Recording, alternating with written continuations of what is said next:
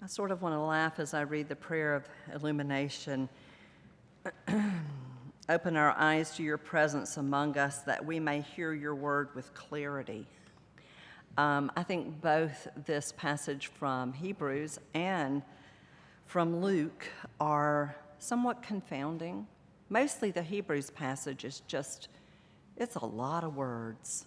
But it is a word of hope. It is a word of promise. And that is true of the Luke text as well.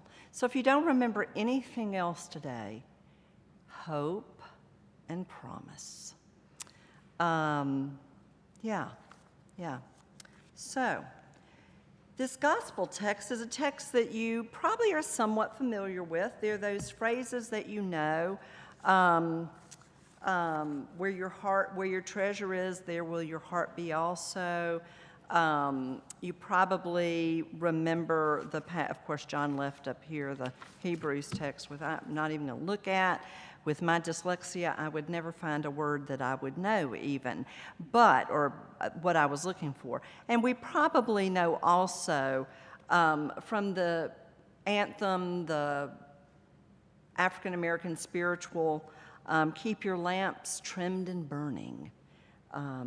The time is coming nigh. And that's a part of the promise. But what I kept doing, in fact, I finally copied, cut and pasted the text, and I highlighted in different colors. Flock, slave, servant, master, thief, trying to figure out who the characters are and what their roles are. And it caused me to think with some humor that you need a warning label if you ever watch a movie with me. There is a person in this room who can attest to this. Whether it's a movie or a serial, series, TV kind of thing, and who of us during the pandemic didn't binge a little bit? Maybe there's some righteous people who didn't. I am not one of them. But anyway, I am prone to multitask as I watch, as my beloved nods. I might be knitting. I might be playing a computer game. I might be looking at Amazon or some other unholy online shopping platform. I've even been known to nap while I watch a movie. I will hear a voice that says, "Are your eyes closed?" And I'll say, "I'm just resting." So, if a film or a series is complex in the least, I find myself asking, probably more frequently than those watching the film with me would like, now, is he a good guy or a bad guy? That also shows that I am a simpleton. White hat, black hat. The reality is oftentimes the hats are gray, and sometimes in a really good thriller, the color of the hat changes. When we select something to watch, I find myself often asking, will I understand it? Who is who? What is their role? Who is the good person? Who is the bad person? And then there are those kind of trigger things. How much blood, how much violence? I've been watching Bosch. Let me say my tolerance for it is higher than I ever thought, but it's a really, really good script. But anyway, we find a narrative in today's gospel where there are a variety of characters, and each of the characters performs a role. And yet, we have to be attentive in how we understand the result, the fruit of that character's role. This story requires attention, and it is one that is best not multitasked while we are trying to comprehend. The characters: a shepherd, a thief, a master, and slaves. As with many good mysteries, the characters are rarely who we think they are. There is an obvious and perhaps superficial way of understanding these characters, and it's the way that I, until I read some interesting commentary this week, typically would fall into. We are the sheep. We are the slaves or servants in the house. That actually remains pretty consistent in the story. God is the master, the owner of the home. Okay. But that might shift also. And who is this thief? Does the thief wear a white hat or a black hat? Is the thief a good guy or a bad guy? And that is influenced by the imagination that we bring to the story.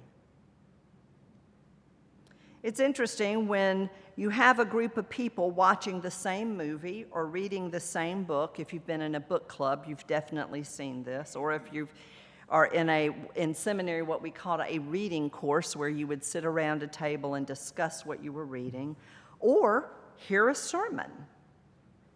It is interesting that that group of people who have been exposed to the same material, in all likelihood, you will have as many interpretations as you have people who have just consumed that same information. We are the frightened sheep. Well, some people might say, I'm not part of a frightened flock. I have no fear. I know no fear. Okay, I'd like to be in that room with that discussion, but we'll leave it there because there are people who feel that way. We are heirs of the kingdom that God has promised us, and yet in a room of people hearing this text, there is likely a person who's never heard this text, and they do not know that they are heirs.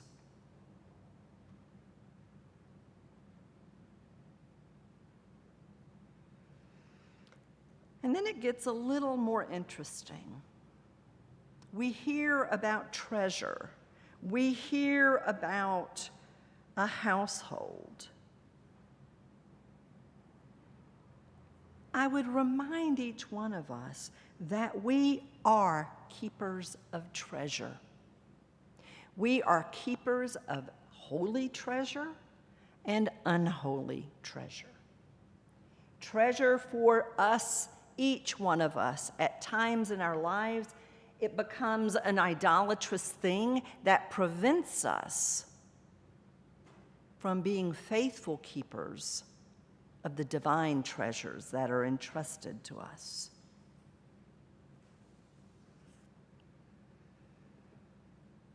So it becomes interesting as we read this passage in chunks, sort of the first 10 verses and then the last 9 verses.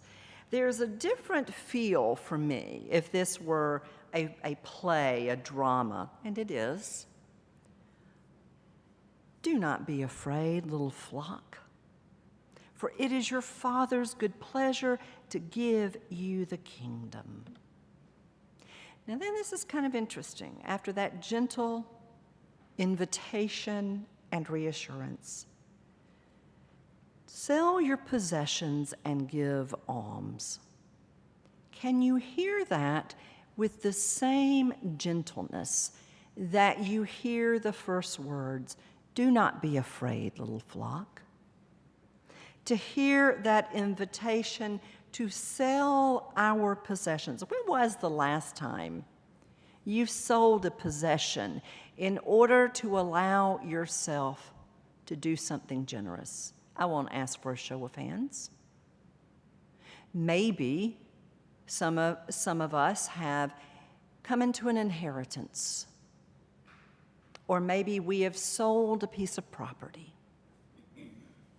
Probably what we did with it, if we're good, faithful stewards, was turned around and gave a tenth of the assets to your church, to a charity. It's a really good idea if you've done that lately and you haven't made such a gift. we would happily receive it. But let me say, and the commentary I read by the author said, do not let your congregation off the hook this weekend. So I'm not letting you off the hook. Most of us, and the preacher preaches what she needs to hear, have assets that we hang on to, and we never think of sacrificially liquidating some of those to give alms.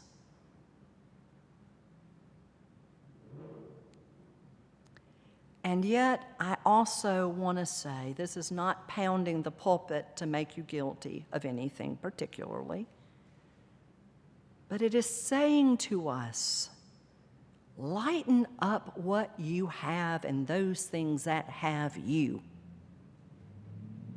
so that you might enjoy the good pleasure that the God of our creation wants to give us. For then our hearts will reside with the God who has given us everything anyway. Thank you. Go on with your loud muffler. Be dressed for action. Keep your lamps lit.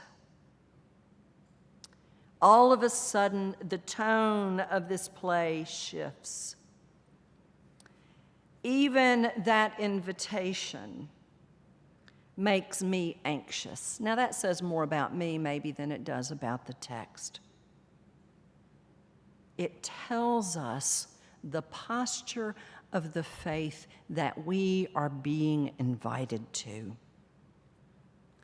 Make sure you're not encumbered by a lot of stuff, consistent where we are in the book of Luke right now. Travel lightly. Be dressed for action. Have on good shoes. Wear comfy, loose clothes. And keep your lamp lit. And then the writer of Luke goes into the teaching of Jesus here, a parable about a master coming home from a banquet. And when he comes, what he finds. And if the master comes and finds the servants of the house at the ready, you see the role is reversed. So the role of the character changes. The master becomes servant. The master extends the hospitality that is expected for a servant to extend to the household. We are seeing the economy of God's kingdom. We are seeing the structure of God's kingdom.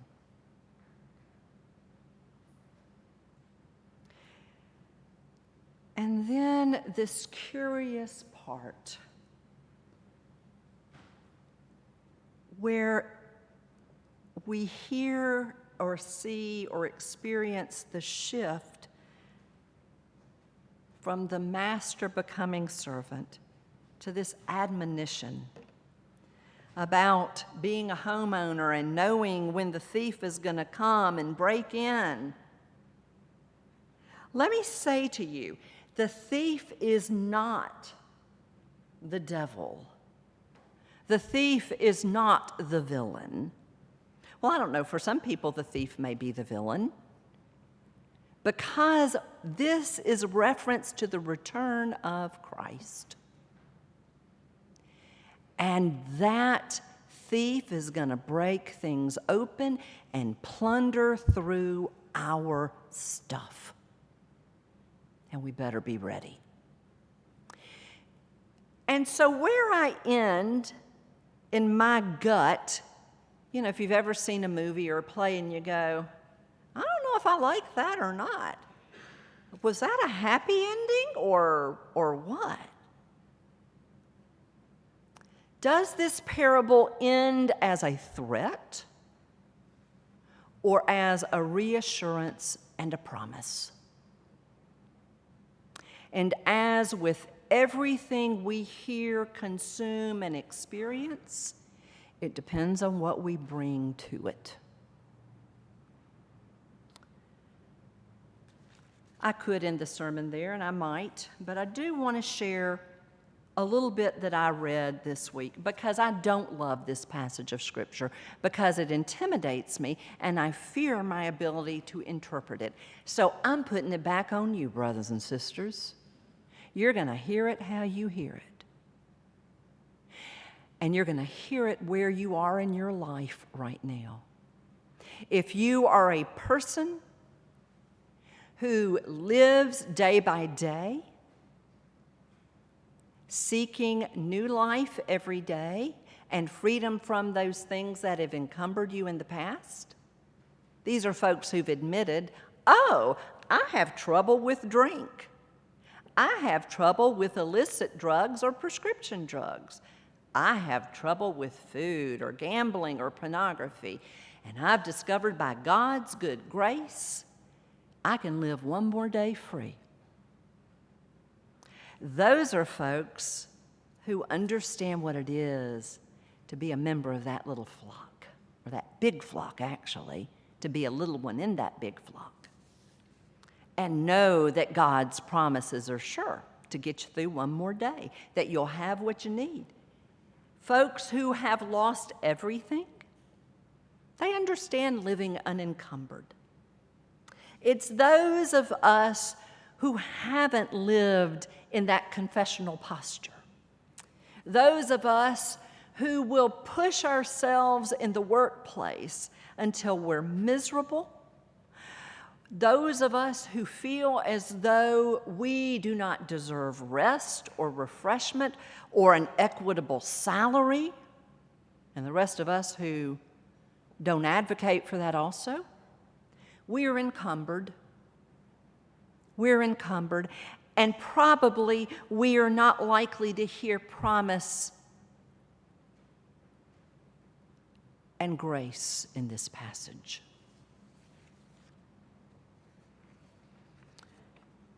Too often we are frightened by the very things that we think are our treasures, and they bind us and they keep us from receiving fully what God promises.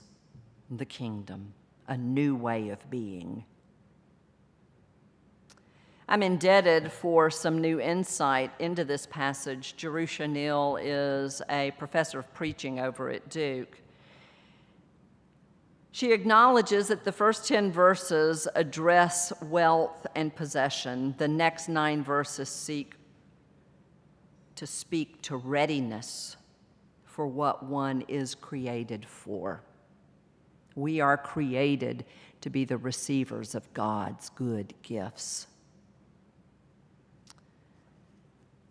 And I'll read directly from her commentary, which is something I probably shouldn't do. One might think the lectionary has combined the two sections roughly, if it were not for the prescience of their combined description and in describing the dangers of our contemporary consumption. And then she goes on to speak about the Broadway play Hadestown. How many of you have seen Hadestown? Well, if you haven't seen it and you're not going to be able to see it, I would encourage you to go listen to the music from it. It is incredible. It is a retelling of the ancient myth. I will read her description of it.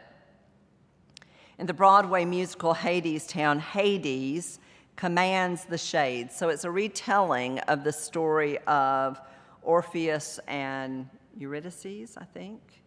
And so Hades, you might call him the devil, commands the shades, the damned, of the underworld to build a wall.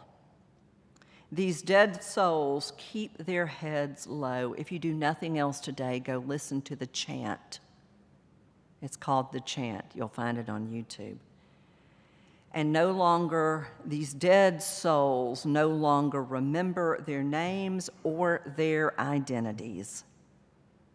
In a call and response chorus, they repeat the catechism that Hades has taught them. They build the wall to keep out the enemy of poverty, to keep what they have from those who have not. It is a chilling description of the fear that Jesus works to dismantle in verses 32 through 34. But what is most chilling in the song's final stanza? What do you have that they should want? Hades asks. And instead of pointing to possessions or pleasures, the shades point to the endless cycle of their work. We have a wall to work upon. We have work and they have none. The fear of poverty has driven a false vocational obsession. And the false vocational obsession has made Hades' legions forget who they are.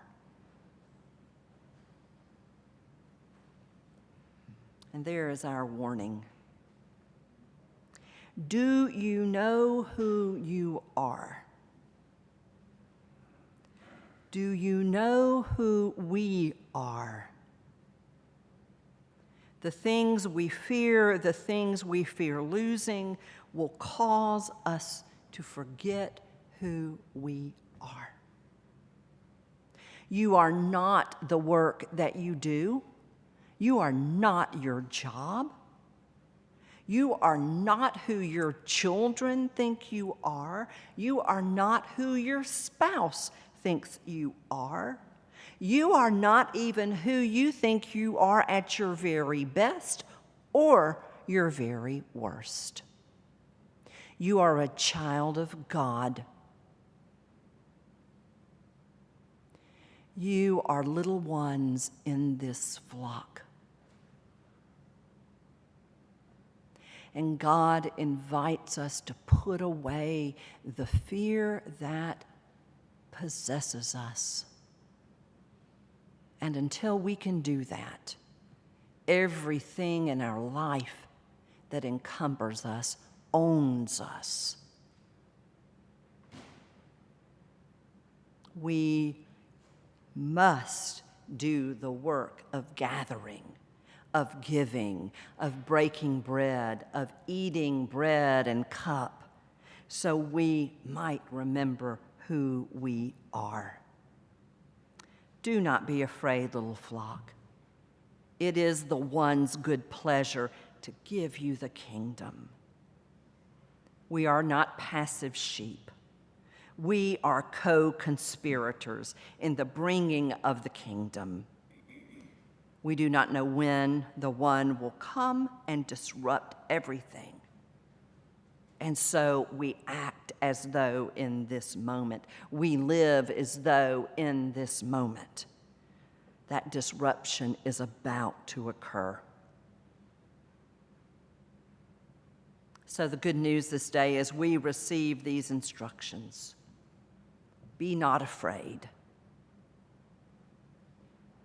Free up your assets so that you can give to the poor.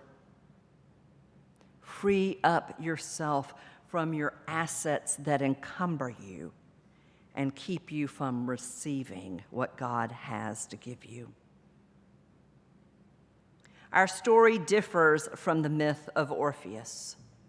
We have not forgotten because we have placed our trust in God, because we have gathered in these spaces. We, at our best, are willing to receive what God offers. And God has proven to us to be trustworthy, to provide what we need. Proof of that, you have been brought here today. So without fear, we can come to the table and we can give more than our money. We can give our lives. We can do this without fear, trusting the one who sent Christ, that we might know love, peace, and joy. Amen.